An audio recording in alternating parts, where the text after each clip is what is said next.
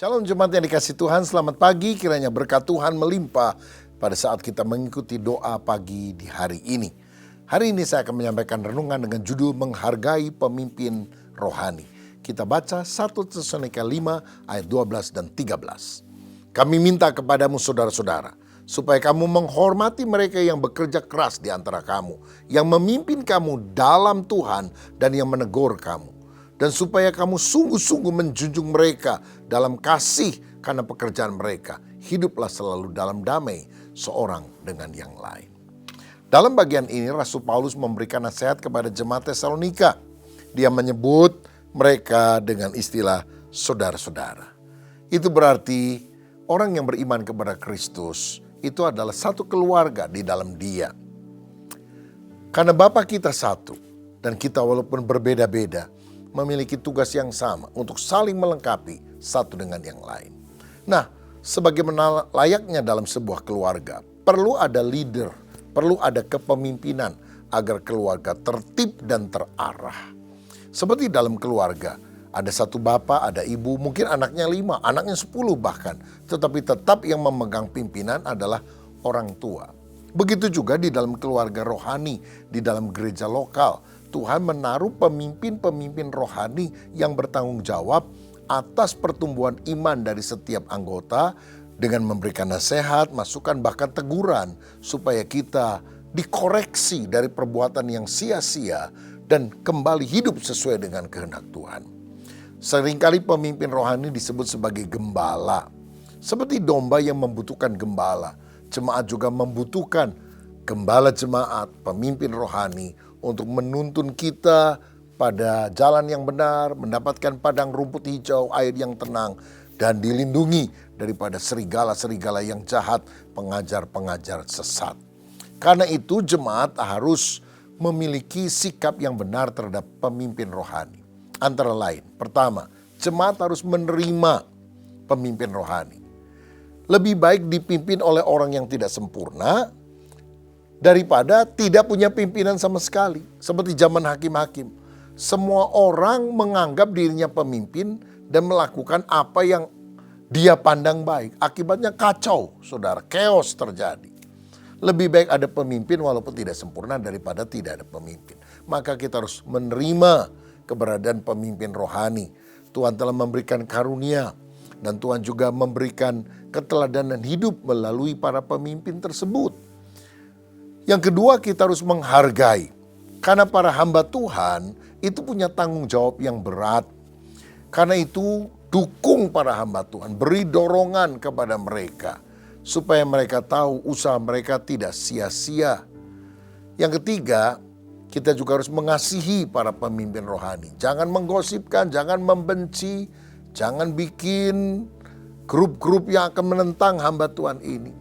Karena mereka adalah orang yang bertugas berjaga-jaga terhadap jiwa saudara. Supaya imanmu makin kuat di dalam Tuhan. Saudara sekalian, bisa saja pemimpin rohani itu salah. Tetapi tugas kita yang keempat adalah mendoakan. Supaya para pemimpin rohani kuat, bijaksana, hidup berkenan kepada Tuhan. Doakan para hamba Tuhan. Hamba Tuhan mendoakan jemaat. Tapi jemaat juga mendoakan hamba Tuhan. Seperti Paulus. Dia kadang berkata, doakanlah kami. Tapi dia juga setiap hari selalu berdoa buat jemaat. Karena waktu kita berdoa, maka kuasa Tuhan, hadirat Tuhan, lawatan Tuhan terjadi dalam kehidupan kita. Mari kita saling mendoakan satu dengan yang lain. Karena para pemimpin rohani itu diincar oleh iblis. Mau berusaha dijatuhkan. Karena kalau hamba Tuhan jatuh, maka dampaknya akan negatif bagi banyak orang. Karena itu mari kita selalu mendoakan hamba-hamba Tuhan yang ada. Saya teringat Saul pernah membenci Daud dan berusaha membunuh dia. Tetapi Daud walaupun punya kesempatan untuk membalas kejahatan Saul, dia bilang kepada prajuritnya, jangan menjamah orang yang diurapi oleh Roh Allah. Saudara, Daud mendoakan, Daud menegur dengan kasih, mengharapkan Saul berubah. Tapi terutama dia menyerahkan masalahnya kepada Tuhan. Dan yang kelima, seorang jemaat harus menaati para pemimpin rohani. Karena di dalam Ibrani pasal yang ke-13 ayat 17, firman Tuhan berkata demikian. Ingatlah akan pemimpin-pemimpin kamu yang telah menyampaikan firman Allah kepadamu. Perhatikanlah akhir hidup mereka dan contohlah iman mereka. Saudara, perhatikan kehidupan, keteladanan dari para pemimpin rohani. Contoh dan akhir hidupnya orang yang takut akan Allah. Itu sungguh-sungguh membawa kemuliaan bagi nama Tuhan. Saudara, sebagai jemaat, saya mendorong saudara menghargai setiap pemimpin rohani. Mendukung dia di dalam doa. Kalau ada visi yang Tuhan berikan, dukung, jangan ditentang. Kalau saudara juga bisa memberikan dukungan finansial melalui gereja kepada para pemimpin rohani, lakukan itu. Supaya ketika kebutuhan fisik para hamba Tuhan full-timer terpenuhi, maka akibatnya kebutuhan rohani jemaat secara umum pun akan terpenuhi.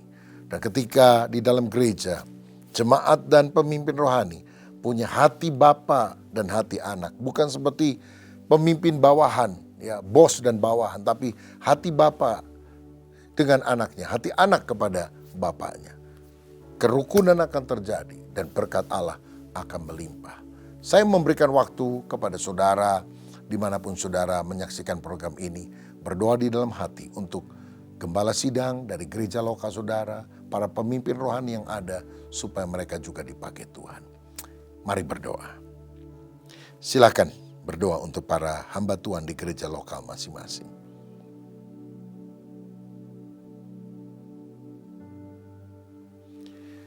Terima kasih Bapa untuk kesempatan kami bisa mendoakan para hamba Tuhan di gereja lokal kami masing-masing. Jadikan mereka hamba Tuhan yang berkenan kepada Tuhan. Biarlah mereka punya visi dari sorga, kami juga akan dukung. Sehingga gereja yang kami layani maju oleh anugerah Tuhan. Dan biarlah hidup kami juga taat kepada pimpinan Tuhan melalui para pemimpin rohani, sehingga kami didewasakan oleh Engkau. Terima kasih Bapa. Berkati juga anak-anak-Mu yang ada beban masalah, yang menulis pergumulannya di kolom chat. Kiranya Tuhan membaca, menjamah, memberikan jalan keluar. Mereka yang berdoa buat dirinya, untuk anaknya, untuk pekerjaan, untuk sekolah, untuk sakit penyakit yang dialami, apapun pergumulan kami, jamahan Tuhan dinyatakan dan berkat Tuhan dicurahkan. Demi nama Yesus kami berdoa. Amin.